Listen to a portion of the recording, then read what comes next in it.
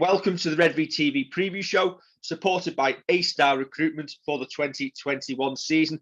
As we look ahead to Saints Challenge Cup quarter-final clash against the Huddersfield Giants this Friday evening at 8:15, slightly later than normal. And Kevin, we're only 80 minutes away from having a semi to look forward to. Familiar territory then, David, isn't it? It is indeed. It's this team, isn't it? Always does it for us. Yeah. Big game this week. You must get the feeling that we're going to have to improve an awful lot to make sure we come away with the victory and make sure it's secure. I think going forward, yeah, Christian Wolf said after last week's win over Leigh, and don't forget it was a win over Leigh, that we were a bit off, so we need to put that right. Let's get it right. Defensively, we're in a good place. Leigh scored when we were down to 12, getting it out wide and making the extra man count, and from an intercept. Apart from that, I mean, they had a couple of little sustained efforts on our line, but we kept them out. Defensively, we look good, and if we can continue that, then we will limit Huddersfield to not scoring that many points. But going forward, as I said last week on the reaction, it's the first time I've kind of been a little bit worried about us. Don't get me wrong, I'm not throwing the baby out with the bathwater and starting to turn around and say, this is it, it's rubbish, it's absolutely terrible. But we haven't got that fluidity yet in attack. So we do need to do something about that. And hopefully this week we'll start getting things right. You just get the feeling in attack with us, things aren't sticking either. Obviously, we had quite a lot of drop ball. Mark Percival obviously coming back. He's still working his way back to fitness, and Matt Sharpness dropped a few. There's a couple of occasions where Regan Grace went down the left in that first half, where 9 times out of 10 you'd back him to go all the way. He didn't. The scoreline at half-time in that game could have had a really different reflection to it. That said, it didn't. And our ill discipline meant that we didn't really get started. And we haven't yet put an 80-minute performance together this season, have we? No, that's right. That's right. Again, I think we spoke about it for the past couple of weeks about the discipline. If we can fix that up, that's a big start. Just not giving away 6 agains and penalties. You can almost forgive giving away penalties for, say, offside or something like that. Because you're always going to give away 1 or 2 during the game when you might be a little bit tired in defence. But it's the hand on the ball and the 6 again, mucking about in the ruck. If we can clean that up, and I know we were a little bit perplexed on some of them from Friday, but if we can clean that up, and as you say, get somewhere towards an 80-minute performance, we should have enough for Huddersfield, shouldn't we? You'd hope so. But as we said the other week, you need to earn the right to play. I think we said that after the Huddersfield game. Huddersfield played well that night. I thought they were probably the best performance they put in the season so far. And they've built on that last weekend with the 14-13 victory over the Leeds Rhinos. So they're coming into a bit of form. Ian Watson knows how to get a team up for these sort of games. And on neutral territory, it's not a given at all. No, not at all. That's it. Listen, Huddersfield has always been a bit of a banana skin for us. They've turned us over down here at the Totally Wicked, over at the John Smith. So, as you say, with it being at Leeds this week, we did all right the last year after lockdown was lifted and we could get back underway. But we know what we're getting out of Huddersfield as well. We know how good they are. We know what they can do. Hopefully, we get a braver ref. Who, if there's any of this theatrics, diving to the ground to win a penalty, he just either tells them to get up and get on with it, or gives a penalty because we don't want to see that creeping into the game. And I'm not one who starts turning around and saying, it's all football stuff and it's all like rugby league's a much tougher sport than football and you don't see this and that in rugby league and comparing it to it. So I like both sports, but it is something that you don't want to see come into the game. You don't want to see that much gamesmanship come in. You're always going to get little bits in the middle of the park, but diving like Caesar did to win a penalty, that's it's disgusting to see. So let's hope that there's none of that, and there's just a good, fair, clean game. Because we can be better. We know what we're getting out of them, but we can be better. So let's hope that they kind of take us at our performance 2 weeks ago, but we improve on that. Yeah, who would ever have thought that we would appreciate James Child as the referee? But after last week, I think we'll take that one. Yeah, well, yeah. Listen, as I said, you put yourself into a position to get penalised, and you give the referee a decision to make, and it can give it against you. And you do it enough times, and we start getting them 6 against. And listen, it started making the game a little bit unwatchable last week, but that's not the ref's fault as such. It's his interpretation of a rule, and if we're pushing his interpretation to be that we're offending in the rug, then stop doing it. And I know it's dead easy to just say stop doing it when you're in the heat of the battle and you're in the middle, and you're not just sat here on a Wednesday night as we are just chatting about it. But we've got to be smarter. We've got to be smarter and not give the referee a decision to make. Okay, Saints squad then. I had to unmute myself then. Morgan Knowles back in the squad, as is Joel Thompson, and obviously they're replacing Tommy Makinson and James Bentley. 1 to 13 to play. Yeah, you know what? It wouldn't surprise me to see Knowles, but maybe not starting. Well, yeah, no 10, no 12. But yeah, I almost see Knowles coming off the bench if he's going to be involved, rather than starting, and giving someone who has had minutes the start there, and kind of just bringing him in when the game's settled down a little bit after 20 minutes or so. Bringing him in, see how he goes.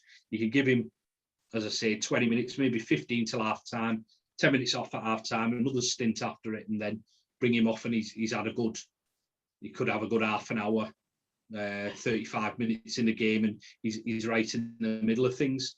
I don't know. I probably wouldn't start him. I think it's one of them where he'll kind of feel his way into it. Has the absence of James Bentley maybe forced our hand a little bit quicker in needing to bring him back in? Yeah, I'd have thought so. Because we do well. Yeah, it looked like we were a bit light, didn't it, in the second row? We were worried about Matauti getting a ban. Thankfully, that was no further action. Worried about Joe Batchelor because we hadn't heard if he passed his head injury assessment. Thankfully, he has, so he can be named in the squad. So yeah, it probably has forced us to kind of step him up a little bit, and it wouldn't surprise me if he didn't play at all. But I think if he does, he'll make an appearance off the bench. The 4 to miss out for me. I don't see Norman or Davis making the squad, and I don't see Aaron Smith making it either, given how out of favour he seems to have been. So I think them 3 for definite. And then is your 4th bench spot Batchelor or Dodd? My 4th bench spot, if Knowles is on the bench, my 4th bench spot is Dodd or Wellesby. I think you line up 1 to 5, well, 1 to 7, 1 to 9, even.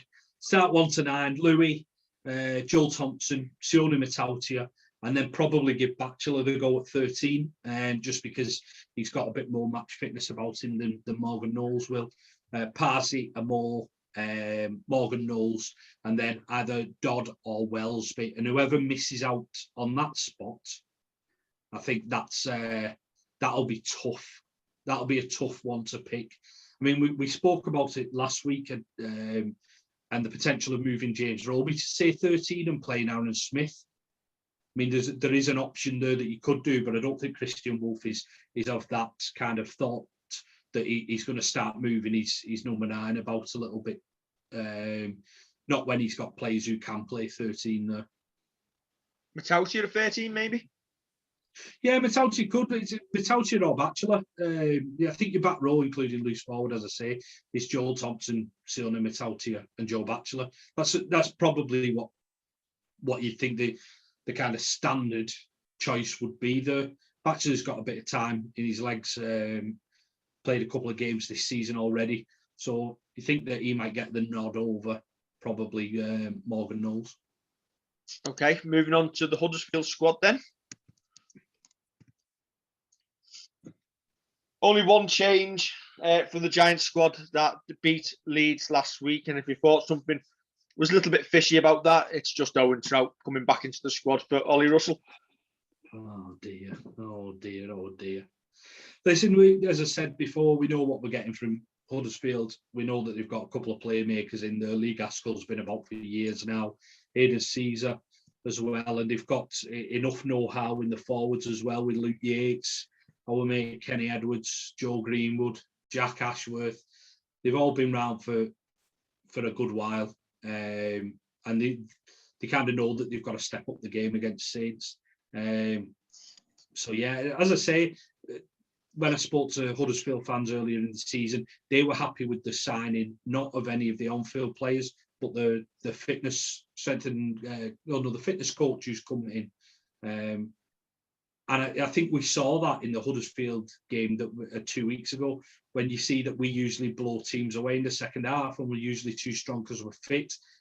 I think that'll be one of Huddersfield's strengths, that they may just stay with us as they did 2 weeks ago. Yeah, okay. So moving on to the main news of the week. I'm glad you haven't asked me which four drop out from that, because I haven't a clue. Regan Grace. But I think we're at pains to say, obviously, James Bentley is going to be a huge miss before we move on to talk about Regan. Yeah, definitely. That's it. It's a shame that it was said that it won't be a season ender, but the worry is that he comes back and maybe just picks up a little knock or a little bit of an injury that might keep him out a week or two, even if he has a good recovery from this leg break and that. We wish him all the best and hope that it doesn't come to that, but it may be a case of we don't see him again this season, even if Saints say it's not a season ender. Just we've seen what happened with Mark Percival. We pick up a couple of little knocks and it just keeps you out for a week or two. So hopefully we do see him again and he can give us a push towards the business end of the season. Yeah, I think for me, you plan as if he's going to be back at full fitness for next season. If he gets back any earlier, it's just going to be a massive bonus. But the bonus is Regan Grace signing a new deal that will keep him at the club to the end of next season. People got a little bit of concern. Obviously, it's only a year extension, but we're not sure what the finances of the club are like at the moment in time, given the COVID situation across the sport. Not the finances of the club, probably the finances of the sport. And obviously, Regan himself, he says he obviously wants to keep pushing himself, but maybe he has got one eye on keeping his options open in case either an NRL side come calling, but probably more likely the opportunity maybe to represent Wales at the 2023 Union World Cup. And to be honest, if that does come to pass, could you blame the lad? No, you couldn't, to be fair. That's it. As you say, people have been worried. We've seen it on social media, on Twitter and that, worrying that it's only a year's deal. I think Christian Wolf said in the week that a lot of that's on the players. They know they can just ask for a shorter contract and kind of keep their options open. I say it may well be that Regan signs a new deal with us midway through next year and stays with us for another 4 years or so. It depends kind of what kind of pathways open up for him, as you say, whether he goes to the NRL, whether because he is, compared to the wingers that you see over there, he is a smaller winger, but that's not to say that he couldn't make it over there. But yeah, the rugby union one's an interesting one.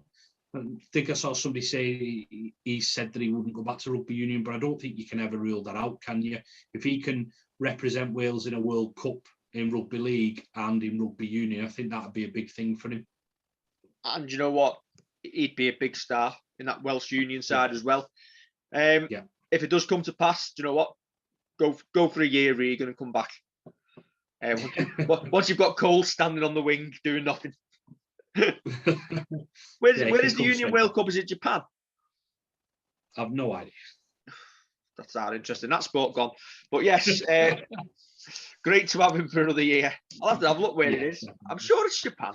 I'll Google it now. I'll Google it. I'll do it. Let's see if I'm right. This is like Mastermind, but not Mastermind. It is France. France. Far off. Brilliant. I'll tell you what, it's just next door. You rhyme and everything. That's how you got it right.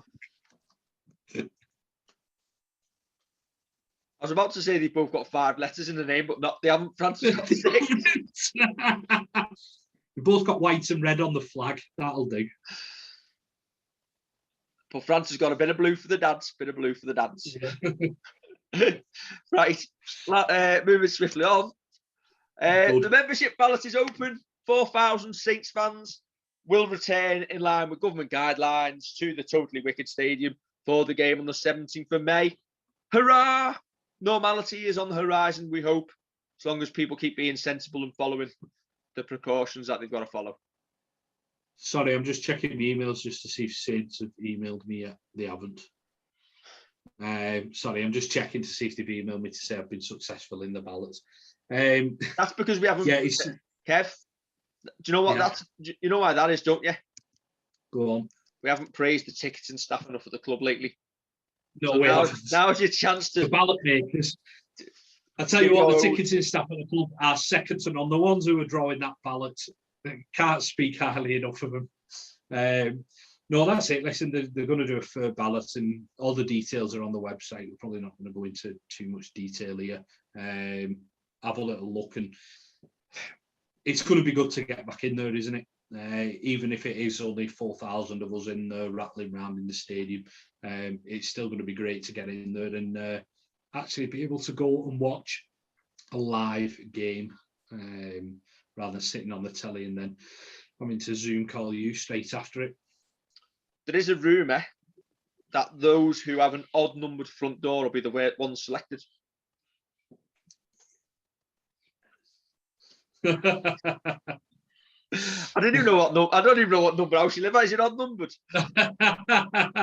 Well, there you go. I live at an odd numbered house. There's another rumour.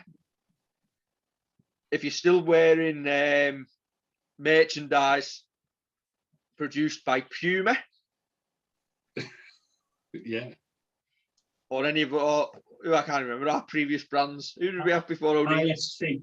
If you're still wearing ISC merchandise, you're also going to be banned from going. So you need to get down the shop and buy a new jersey. All right. And you'll be in the ballot. I was going to say, I've actually got in here. I've actually got an ISC top as well. Oh, Kev, you've literally just lost your spot. You've lost. But on Saturday I was in the club shop buying a little bit of the Champions range and a new jacket. Oh, so you're back in. You're back in. Hey, timing. Do you know what? We should have come up with the most ridiculous ballot rules that we possibly could.